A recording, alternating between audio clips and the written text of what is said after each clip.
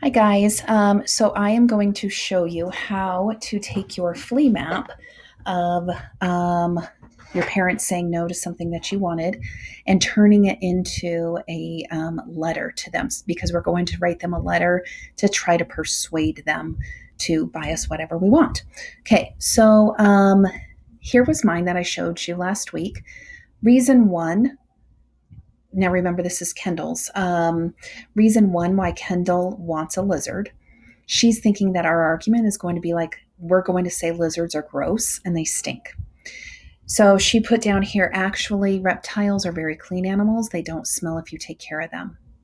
Second argument that she thought we would have is that her dad has a phobia of reptiles. She said, for her argument, would be lizards will be kept in the bedroom. Sorry. She will clean the cage while he's at work so he won't have to see it. Final argument that she thought we would have is that we already have too many pets.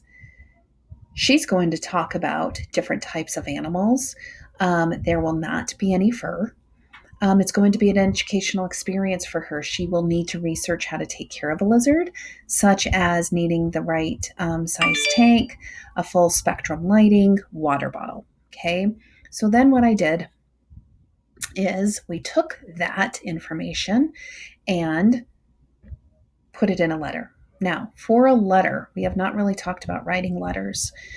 First of all, you have to capitalize the dear, capitalize mom and dad because that's their names, instead of Bob, it's mom and dad. And you need a comma here. Okay, if you are trying to convince maybe a friend, then put your friend's name up here. So this is what I wrote. This is the introduction. So you want to grab their attention, okay? Owning a pet is a very enjoyable experience. The connection people make with the animals is rewarding for both the animal and the owner. Throughout the last 12 years, I've had the privilege of owning both dogs and cats. I have loved them and have learned a lot about responsibility through caring for them. I would love to grow our pet family by getting a lizard. So that right there is showing, if I was reading this, I'd be like, oh, okay, so Kendall, she's thinking about the other pets. She's introducing what she wants. This first paragraph here is going back to the flea map, okay? And that was how lizards are stinky and gross. You may think that if I got a lizard, it would make the house smell. Lizards actually don't emit any smell because they don't sweat. I would make sure that I clean up any leftover food and poop from the habitat so it won't stink. If lizards live in a clean environment, then there won't be any smell at all. So here she's addressing our argument that she can't get it because it might stink and they're gross. She didn't really say anything about gross, but the biggest thing is stinking. The next paragraph is about her dad having a phobia. I know that dad has a phobia of lizards, but he won't ever have to see it. I will make sure the lizard stays in my room.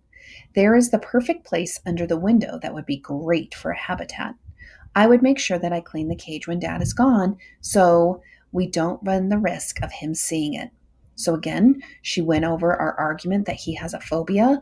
She's putting in here that there is already a place under the window that she already thought about putting it. This one is that we already have too many pets. Having Libby, Piper, Maggie, and Rascal creates a lot of fur floating around our house. If I get a lizard, there will not be any additional fur since lizards have skin. I will still have plenty of time to care for our dogs and cats because the lizard would not need to be walked or played with. This will also be an educational experience for me. I will need to research what the best habitat is, food lizards eat, and any additional materials I might need, such as lighting and spray bottles. So here she briefly talked about the educational experience and then also that we already have some pets. So here's my final paragraph, and this is just going to wrap it all up. I want to kind of reiterate, I want to restate what I set up here, and then leave them with one final thought. I hope you will think about letting me get a lizard. I will make sure I clean the habitat regularly so it won't smell, and I'll do it while Dad's at work. This will be a great learning experience for me, so I really hope you'll consider it. If you have any additional thoughts, please let me know so I can address them. Thank you for thinking about my request. Love, Kendall. So here, look at these paragraphs. These paragraphs are not long. You don't have to write a lot of information in them.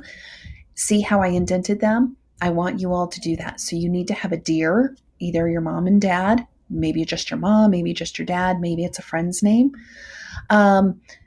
Opening paragraph to let them know what you're going to be talking about. Have some other information in here too, like Kendall did. She's had pets for the last 12 years, but this is going to be a new experience for her.